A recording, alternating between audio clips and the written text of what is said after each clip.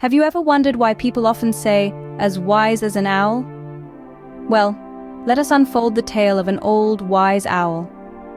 This owl made its home in a grand old oak tree, and its favorite pastime was to observe the world around it. From dawn to dusk, it would perch on a sturdy branch, its keen eyes scanning the vast landscape. It watched as a young boy helped an elderly man, or as a little girl had an argument with her mother. It saw acts of kindness, moments of disagreement, and everything in between.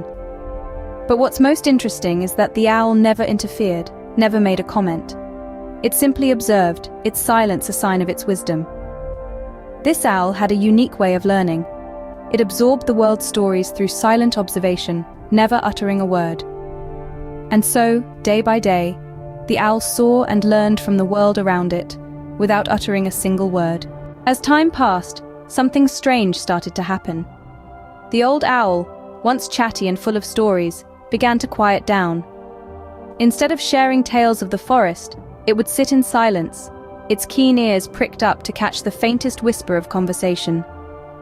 It was as though the owl was transforming, not in its appearance, but in the way it interacted with the world. The owl's quiet demeanor was not a sign of loneliness or boredom, but rather a shift in focus. Instead of speaking, it began to listen more. Its hearing, already sharp, became even sharper. It could pick up the rustle of a leaf falling from a tree miles away, the soft murmur of a stream trickling down a hill, and most importantly, the conversations of the people around. And oh, the stories it heard. One day, the owl's sharp ears picked up a peculiar tale. A woman was telling someone about an elephant, a huge creature with towering tusks and a long swinging trunk. But this was no ordinary elephant. According to the woman, this elephant could leap over fences as if it were a playful rabbit. On another day, the owl heard a man's voice, full of pride and arrogance. The man claimed he was perfect. He boasted about his flawless life, how he had never made a single mistake. The owl listened, its wise eyes twinkling in the moonlight as it absorbed the man's words. With each passing day, the owl's transformation became more evident. It spoke less and less, but its knowledge of the world grew.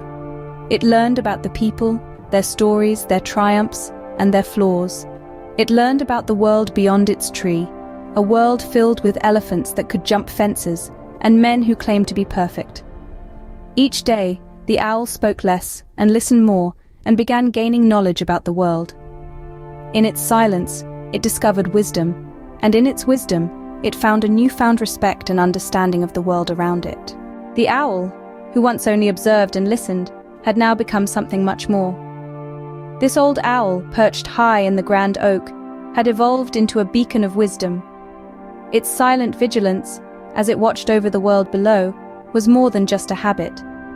It was a way of life, a path to understanding the world in a way few others could. From the soft whispers of the wind to the boisterous conversations of the townsfolk, the owl kept its beak sealed and its ears open. Its wisdom was not born from idle chatter, but from the quiet observation of the world's stories unfolding before its eyes. It listened, it learned, and it understood. And as word spread of the owl's uncanny insight, the forest's inhabitants began to regard it with awe. The owl's wisdom, distilled from countless hours of silent observation, had earned it a profound respect. And so the old owl became known as the wisest creature in the forest. But what can we learn from this wise old owl? Well, there's a valuable lesson to be gleaned from our feathered friend's story. This old owl, nestled quietly in its oak tree, teaches us that wisdom often comes from stillness and observation, not constant chatter. Every day, the owl watched the world around it, absorbing the actions and words of those below. It saw acts of kindness, like a boy helping an elderly man, and it heard tales of grandeur, like a man boasting of his supposed perfection. But it knew better than to speak up or intervene. It just observed, listened, and learned. The owl's tranquility allowed it to understand the world in a way that was unique. It became famous for its wisdom, not because it talked a lot, but because it listened more. Remember, my young friends, wisdom often comes not from speaking, but from observing and listening. So next time, try to be like the wise old owl.